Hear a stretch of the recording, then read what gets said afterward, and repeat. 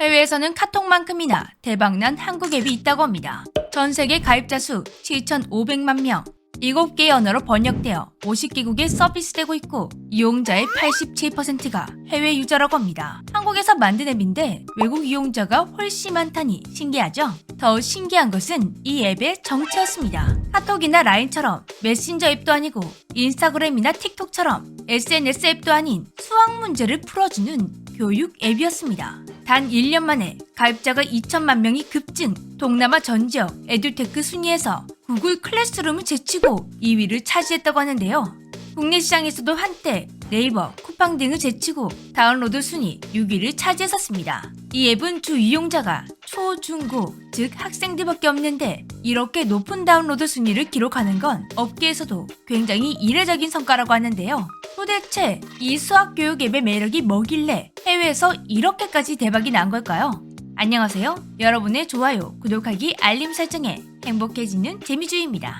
요즘 대화형 인공지능 서비스 챗 GPT로 영어 공부하는 사람들이 늘어나고 있습니다. 스스로 영작을 하거나 어설프게 번역된 영어 문장을 넣고 입력하면 틀린 문법을 수정해주고 말하고 싶은 내용을 한글로 적어도 영작을 해주는 등 꽤 유용하게 사용되고 있는데요. 아직 완벽하진 않지만 AI이기 때문에 사람들이 사용하면 사용할수록 발전해 나가는 중입니다. AI를 공부에 활용한다라 사람들 아이디어 한번 신박하네 싶었는데 일찍이 AI를 공부에 활용해 교육 앱까지 만든 사람들이 있었습니다. 한국 스타트업 메스프레소가 만든 AI 기반 학습 플랫폼 환다. 1년 만에 가입자가 2천만 명 급증해 현 사용자가 7,500만 명. 동남아 전 지역에서 구글 클래스를 제치고 에듀테크 앱 2위를 차지. 국내에서도 네이버, 쿠팡을 제치고 다운로드 순위 6위를 차지. 특히나 동남아 지역에서는 수험생들 중 환다를 안 쓴 사람이 없을 정도로 엄청난 인기라고 합니다. 한국 스타트업이 만든 앱이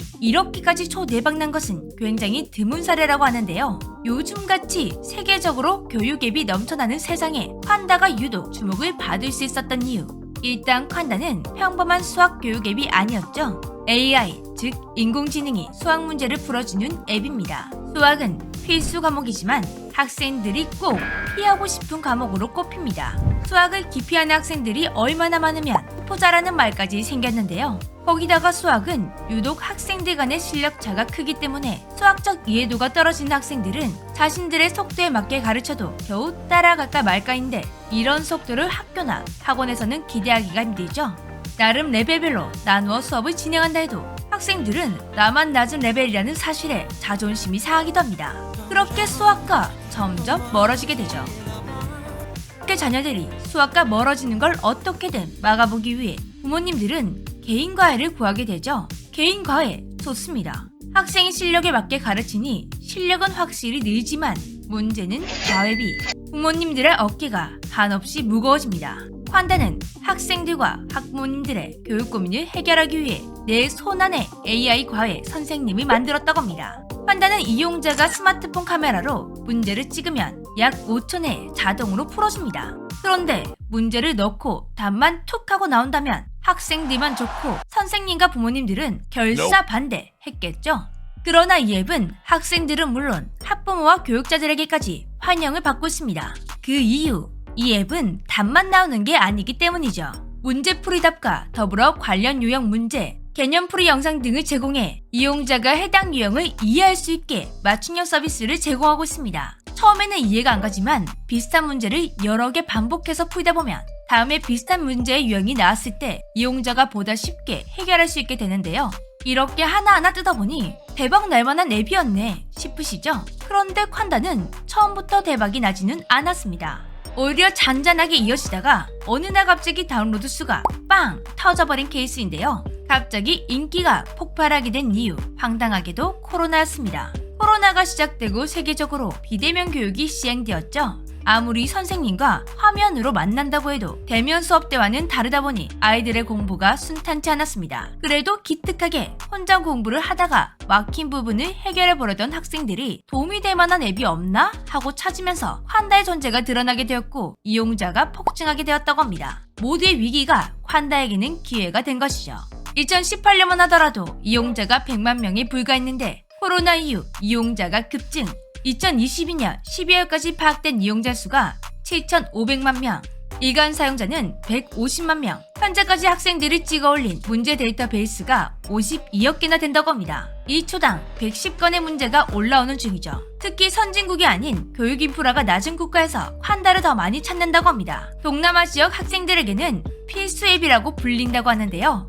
처음 콴다의 창업자들이 이런 앱을 만들게 된 계기는 자신들의 과외 경험이었습니다. 콴다의 두 대표는 대학 시절 생활비를 벌기 위해 과외 아르바이트를 하면서 인천과 강남 대치동의 큰 교육 격차를 몸소 경험한 뒤 이런 생각을 했다고 합니다. 모든 학생들이 사회, 경제적 배경 상관없이 양질의 교육을 받았으면 좋겠다. 콴다를 만들며 그 생각을 현실로 만들고 있는 중이죠. 처음 콴다를 출시했을 땐 AI가 아닌 사람, 즉 명문대 선생님이 유저인 학생들의 질문에 답변을 해주는 식의 앱이었습니다. 하지만 우연히 알파고와 이세돌의 대국을 보고 우리도 앱에 AI를 접목해볼까? 이런 생각을 하면서 평범한 교육 앱이었던 콴다는 AI 기반 학습 플랫폼으로 변화를 맞이하게 되었다고 합니다. AI를 도입한 만큼 콴다는 사용하면 사용할수록 똑똑한 앱이 되어가는 중이라고 합니다.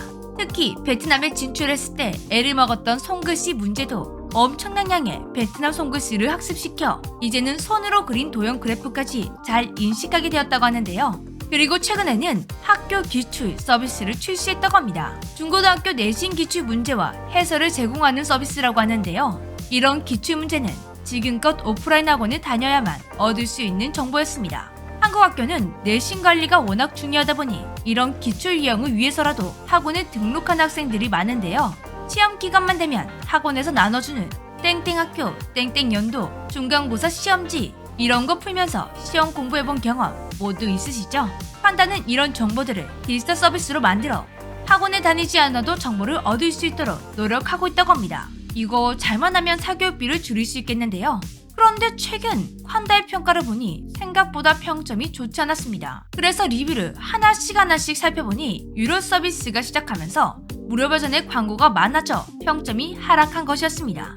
유료 서비스, 기업의 입장에서는 앱을 더 발전시키기 위해서 어쩔 수 없는 선택이었을 것 같고 학생들의 입장에서는 잘 사용하던 앱이 이제는 유료 서비스를 구입하지 않으면 자꾸 광고가 떠서 학습의 흐름이 끊어지니 불편하겠고 이런 유료 서비스를 두고 생기는 기업과 유저들의 입장차는 항상 있는 이슈인데요.